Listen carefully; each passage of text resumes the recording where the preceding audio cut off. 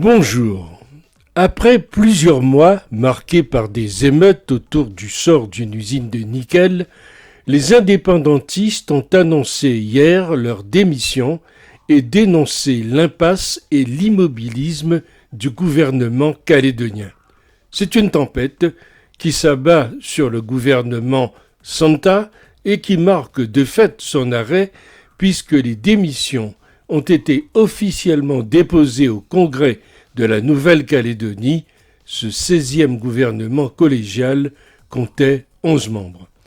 La chute du gouvernement intervient 4 mois après le référendum sur l'indépendance du 4 octobre dernier, remporté d'une courte tête par les pro-français, 53,3%.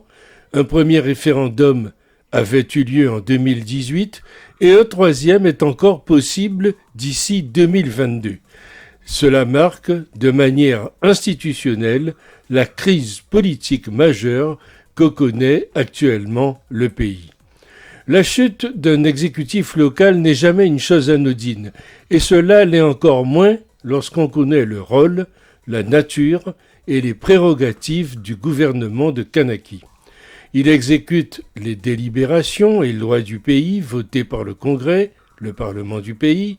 Ces lois sont particulièrement importantes, car à l'exception de celles régaliennes, la nationalité, la justice, la défense et la monnaie, l'ensemble des compétences dépendent non pas de la France, mais de Kanaki, et cela permet ainsi une grande autonomie au pays.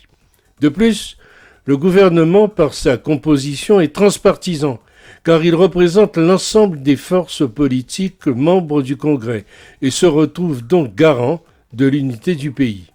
Le gouvernement qui vient de tomber était ainsi composé à la fois d'anti-indépendantistes comme d'indépendantistes.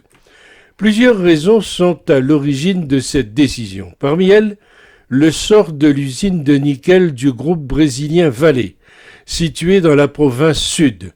Depuis le mois d'octobre, l'archipel est en proie à de nombreuses violences autour de cette industrie qui regroupe 3000 emplois. Sa vente, censée aboutir la semaine prochaine, le 12 février, à un consortium calédonien international, a suscité la colère des indépendantistes. L'une des raisons invoquées par le FNLKS est le processus de vente de l'usine de nickel qui fait primer les intérêts des multinationales sans considération des aspirations des populations locales.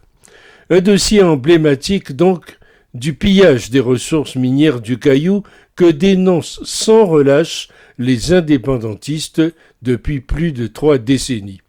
Sur fond de prédation capitaliste et de laisser-faire de l'État, la situation est devenue explosive sur l'archipel du Pacifique, laissant craindre une nouvelle flambée de violence. Un dossier économique, mais surtout hautement politique. Adossée à un immense gisement minier, l'usine était détenue par le géant brésilien Vale qui avait annoncé en septembre son intention de céder l'usine et l'annonce officielle, le 9 décembre, de la vente à un consortium mené par le groupe de courtage en matières premières suisse Trafigura a mis comme prévu le feu aux poudres. Car les locaux se battent de toutes leurs forces pour refuser la vente des mines de nickel à l'un des plus gros pollueurs de la planète. Cette société brésilienne a déjà déversé des milliers de litres d'acide en Côte d'Ivoire. Où est l'écologie dans cette affaire ? Ils ont totalement raison donc. Il serait temps que l'on considère les populations locales et pas uniquement les multinationales qui jouent, elles, au Monopoly. Les médisants comme moi pensent qu'il y a, comme toujours, une histoire de gros sous, ou plutôt de pots de vin, et que les révolutions et autres mouvements indépendantistes ont bon dos. Mais la question institutionnelle est posée, car dès le 4 avril prochain, un 3e référendum est possible. Les démissionnaires disent qu'il y a une absence de dialogue constructif avec l'État sur cette question, ce qui, lorsqu'on en prend en compte les tensions actuellement exacerbées, rajoute encore des éléments à cette crise profonde que connaît le pays. Soyons clairs, les Caldoches auront cru que changer pour que rien ne change pouvait être encore cru. Mais nul changement n'étant même pas venu, la colère a monté. Aujourd'hui, le gouvernement tombe. Était-ce imprévisible?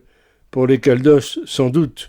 Les gestes doivent venir d'eux d'abord et ne pas compter que sur la métropole s'ils veulent demeurer longtemps encore dans ces îles.